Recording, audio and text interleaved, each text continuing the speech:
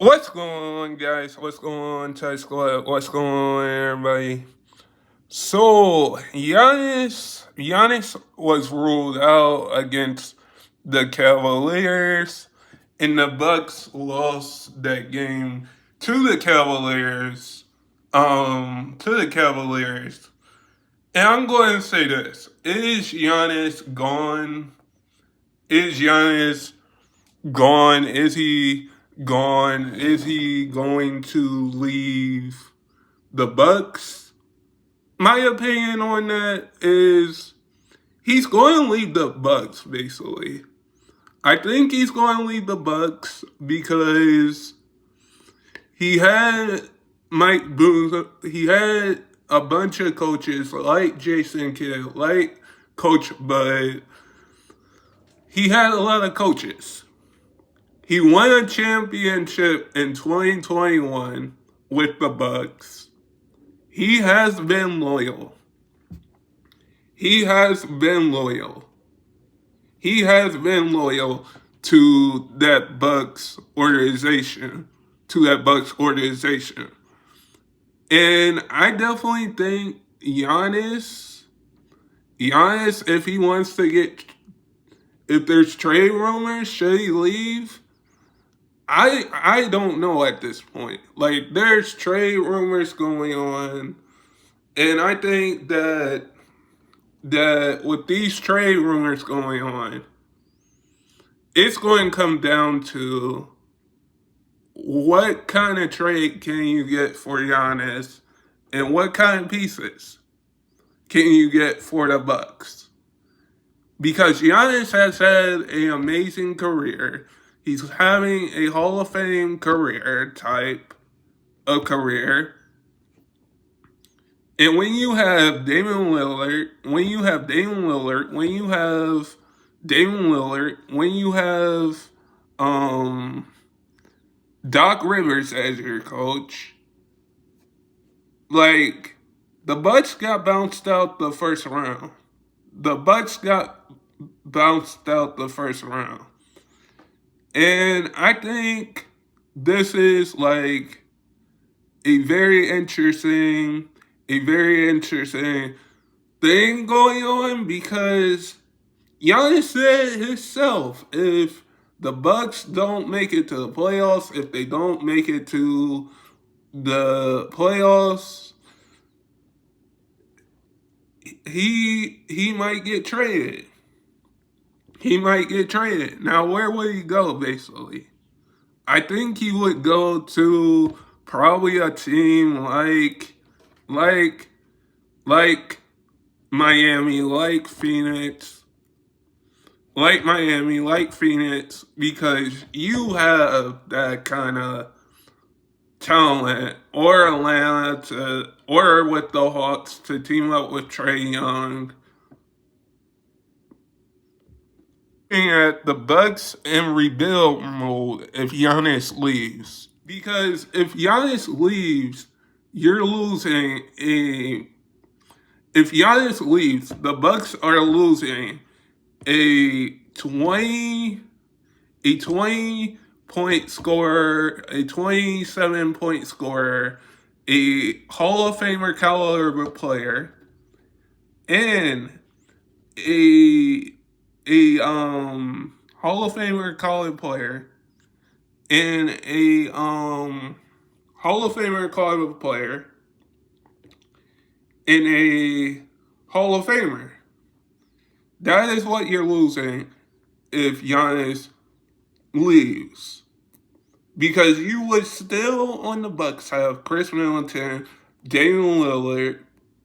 Damian Lillard, this is his second year as a Buck, as a Milwaukee Buck, because we know Damian Lillard got traded there to the Bucks. And I think when you have your two main stars and you don't have somebody like Chris Middleton who's not healthy right now and probably going to be out until the playoffs. That is the one thing that's hurting the Bucks. That is the one thing hurting the Bucks is they are a playoff team, but with them being 1-5 right now, anything can happen. The Bucks can turn it around in the second half and say, "Hey, let's turn it around in the second half." They can turn it around in the second half. But in other news, Larry Nance Jr. made his return to New Orleans to face his old team. Now, I thought in the offseason when Larry Nance Jr. was traded for when Larry Nance Jr. was traded, you're looking at the Bucks in rebuild mode if Giannis leaves. You're getting you're getting a role player that can throw down Gem City dunks, and that can shoot the basketball. Like, he been to the finals. He played with a lot of great NBA players. And now you're going to a team like the Atlanta Hawks, who's just one piece away. And he had a Gem City poster on his old team. His dunks, Larry Nance Jr.'s dunks is amazing to watch because Larry Nance Jr.'s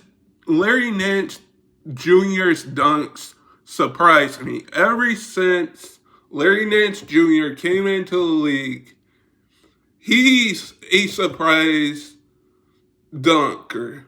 He can throw down, he can catch lobs, he can shoot the ball. I think Larry Nance Jr.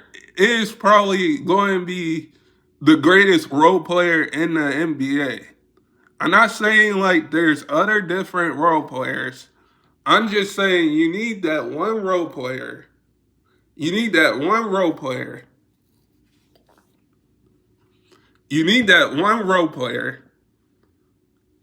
like a Larry Nance Jr., like a Andre Iguodala, when Andre Iguodala used to play. You need to have that one role player, and I think that the Hawks trading for Larry Nance Jr. was a really good trade in the offseason. Because what you're getting is somebody that can throw Gem City dunks down and that can catch lobs. And he did have a mean poster on his old teammate. Like, it surprised me. Like, his dunks in games surprised me. Larry Nance Jr.'s dunks surprised me. Like, those dunks that Larry Nance Jr. does surprise me. Every dunk that Larry Nance Jr. does in game surprised me. It surprised me. So this poster, like, Larry Nance Jr. had a bunch of different posters on different players, on different NBA players. But this one surprised me the most. Yeah, we can say the poster on Brooke Lopez probably would be up there for Larry Nance Jr. If there was a dunk Hall of Fame, I would say Larry Nance Jr. would have to be inducted into that dunk Hall of Fame. Because every time he gets a Gem City dunk or catches a Gem City lob, like I like to call dunks now, it's always surprising to see that. It's surprising to see that because We never know when we're going to get a Jam City dunk. And that poster, when I saw that poster, when I saw a clip of what Larry Nance, that poster, it got me up. It got me up. It got me so hyped.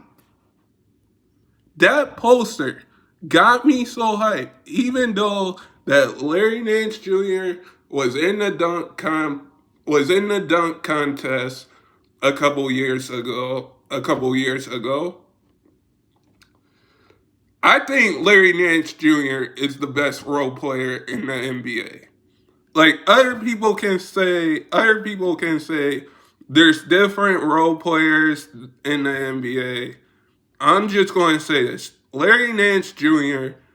is the best role player that I've seen came into the NBA. Because he played with Kobe Bryant. He played with LeBron James. And he made the finals. He made the finals with LeBron James. And with LeBron James, he played alongside the great Kobe Bryant. So every poster that Larry Nance Jr. does really gets me hyped. In this poster, I would say it made me so hype. It made me so hype, and it was so insane. I would put that behind his Brook Lopez, his first year in the league. His first year in the league. I would put that poster, that Brook Lopez poster that he got on Brook Lopez behind this poster that he got, that he did, that he did, that he did, and that he did the other night. Even though I think the Hawks won or lost, I would say that's the dunk of the year right there. The dunk of the year right there is Larry Nance's poster. We might see other posters. That dunk right there has to be the dunk of the year. That dunk right there has to be the dunk of the year. Because Larry Nance's poster, like all his posters and all his dunks, gets me excited. And that, like I can put that poster that he did on Brook Lopez behind the poster that he did, the dunk that he did against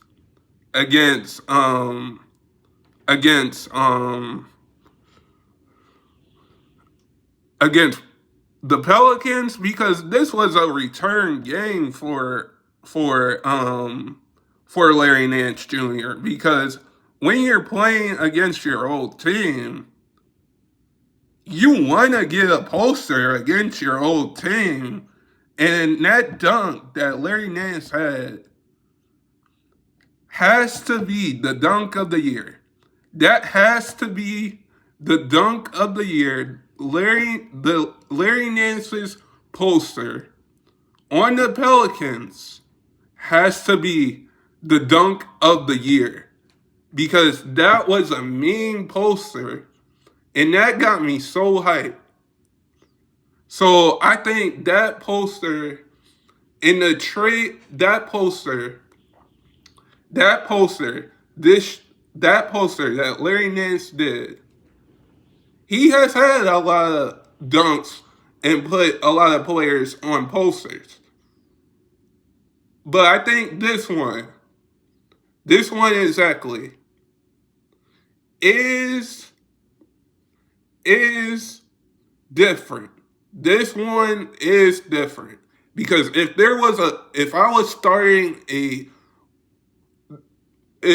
I had to pick my top 5 dunkers in the NBA, Larry Nance Jr. would be there. Larry Nance Jr., if I had to pick my top 5 dunkers and have them in a dunk hall of fame, Larry Nance Jr. would be there. Because his dunks and his posters get me excited. But guys, sub if you're new and never give up your dreams. And I hope all of you guys are safe out there. And stay blessed, everybody. And peace.